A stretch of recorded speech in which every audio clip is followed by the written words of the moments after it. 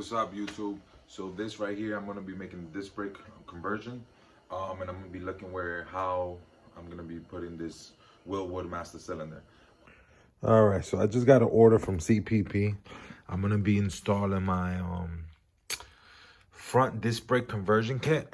I already started going to disassemble it. Here is the whole spindle and the drum unit. Removed it all one piece. So as you can see, this is what I'm using for the spring. Rented that off Napa.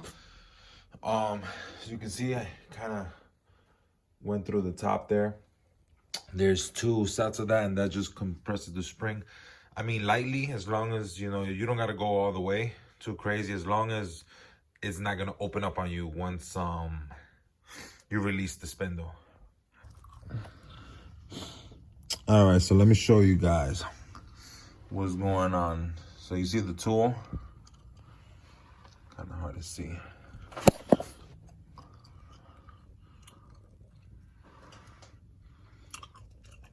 So it's hooked up. And I go through the bottom. Go through the bottom and then ratchet. Ratchet. Go to the bottom. And look at the top. Right there. All right. See it? That comes out through the shock, through the strut hole. So that's you guys gotta make sure that happens. Drum brakes, and take it out very carefully. All right, so all installed, man. No lie. Just installing this rotor with the spindle and everything, it was 15 to 20 minutes, no lie. And reason was that long is because you know, cotter pin got lost and I had to get a new one and this and like that. But everything comes assembled. Everything comes assembled and ready to go. Basically just put it in the spindle. You know, that's why it's always good to buy the kit, because it comes ready to go. I mean, pads is already installed and all installed. The only thing you got to install is the line, and then, you know, basically it's a three nut you know, upper control arm, lower control arm, and then that's it. You're pretty much all set. Here on the floor, I got the spindle with the drum. I took it all one piece, 3 bolts. This one already has it. I installed the wheel just to see how it goes. This brakes. Let me show you guys. Okay, so look at this. So right here, new line, using existing line. I blew it out. Installed. It was all from CPP, which was great. It came all basically assembled already. All you got to do is you know, loosen up these 3 bolts, upper control arm, lower control arm. Obviously holding the spring, holding the tension, because once you let go of those, it's basically flying. So it's real dangerous, real scary. Just make sure you guys kind of, you know, do it safely. So here the wheel's still off, so let me show you guys. It's all the mess. You guys already know this ain't easy. So this brakes, looks freaking awesome. Right here, I haven't put the hose up. Bring some light. Haven't put the hose. But that's the next step. Right here, I'm gonna be having a problem because the way the old 57s, I believe, were, it had a what you call it, a block going back that splits going to the rear. So here, what I'm gonna be doing now is this is my firewall. I got the engine, you know, covered. It was a little cold. Kidding, just for all the dust and stuff. I'll be cleaning it just a bit, you know, here. Yes, I'm gonna paint the firewall, but not at the moment because I do want to remove the engine for that.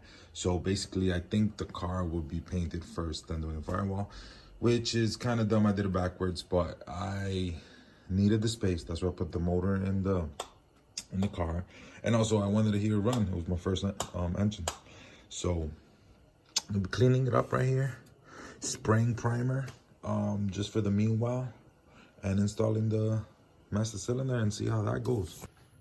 All right, so this right here, I'm putting the wilwood master cylinder. I just had to adjust the stock rod. I had to stick it out. So according to the instructions, they want you to press the pedal all the way down until it bottoms out. You want to make sure you bottom out before it touches the floor, right? So it does say, you know, keep a count, insulation and carpet. Obviously, I have no insulation, no carpet right now. So once I get that, then I'll be doing maybe another adjustment. Depends how it goes. Reason why they're saying it is, you know, just in case one fails, then you still have some percentage to go to the other locations. Forgot what percentage they were saying. So about 50% down is when it activates the other section of the safety feature. So just wanted to show it from this angle over here. So again, is that bracket right there. It's pretty simple. Has a nut, and it has a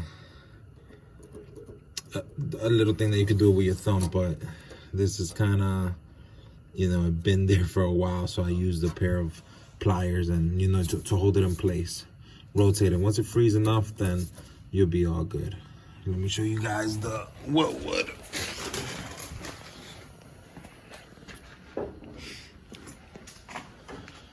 So this right here is the wilwood.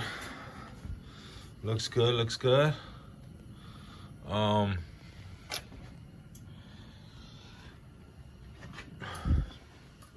These two holes up top, I'm also gonna be putting a nut and a bolt, and I'm just gonna be holding in place because that gives strength to the actual brake pedal. So I'm gonna do it. So I know some people have they sell a bracket and stuff like that, but since I'm going manual, this is the best way. It looks cleaner. My proportional valve is there. So this is basically a mock-up right here, because I do want to remove it to do a bench bleed out. So just, you know, putting it there just to see how it looks and how I'm gonna run my lines. You know, I got a block right here that's gonna distribute to the front section.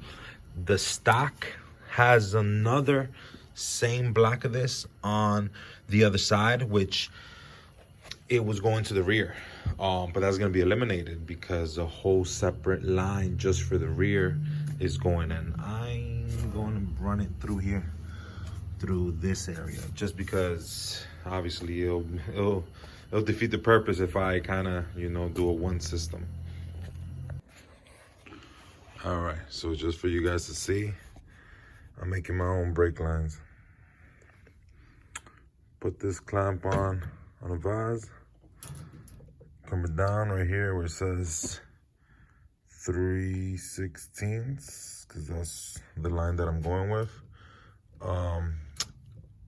Clamp it down, take out about, man, must have been 3/16. You know, whatever that is in the rule, I'm pretty sure you could convert that. But 3/16, make sure it comes out, and just go ahead and, you know, crank it down. Put this in through here. Put this through here and just, you know, start turning it until you get a nice, perfect inverted. Yep. And here we go. Making a couple of loops. First time me doing this, so, you know, I'm pretty sure I'll get a lot of critics. But, you know, I did one loop.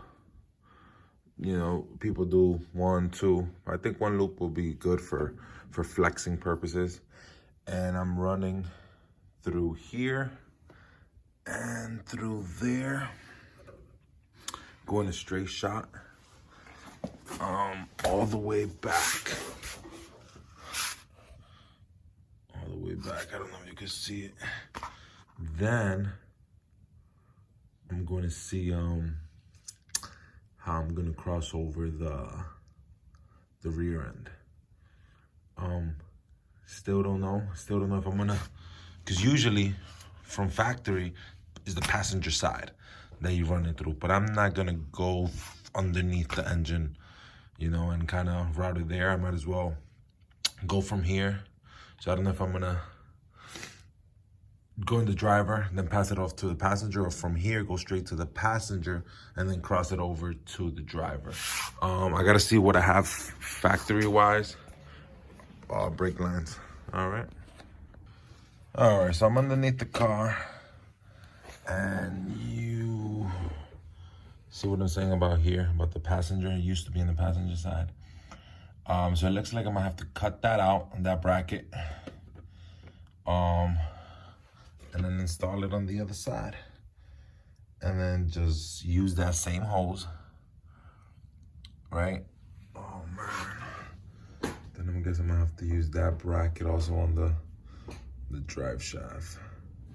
That's fine. Use those same brackets and work from there.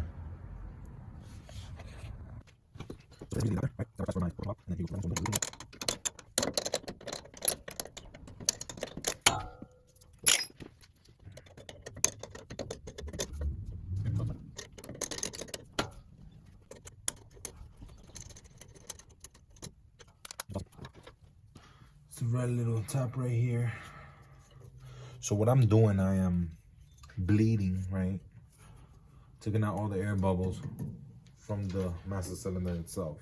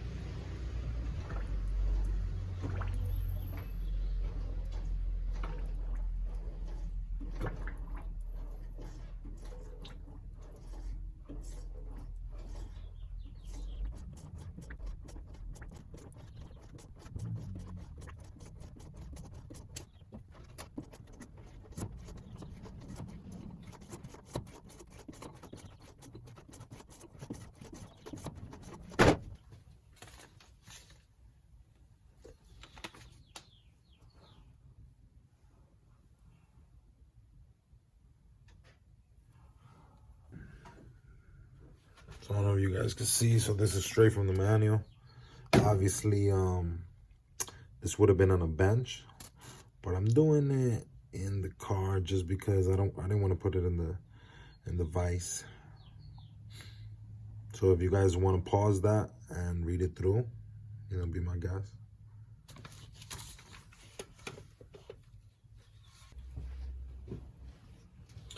Okay, I don't know if you guys saw, but this one is way cleaner than this one. You know, when I mean cleaner, I'm talking about air bubbles.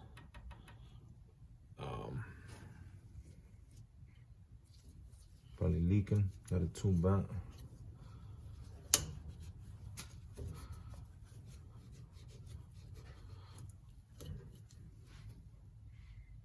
Now I know why. But that's pretty much it. And then I'm gonna connect this, and I'm gonna do it that way. Well, that was a short little video, you know, just explaining how I do that master cylinder. All right, guys, so that was a little video right there, just explaining how I do my bleed on the master cylinder. Kind of self-explanatory, but you know, the people that kind of wanted to see it done, you know, there it is.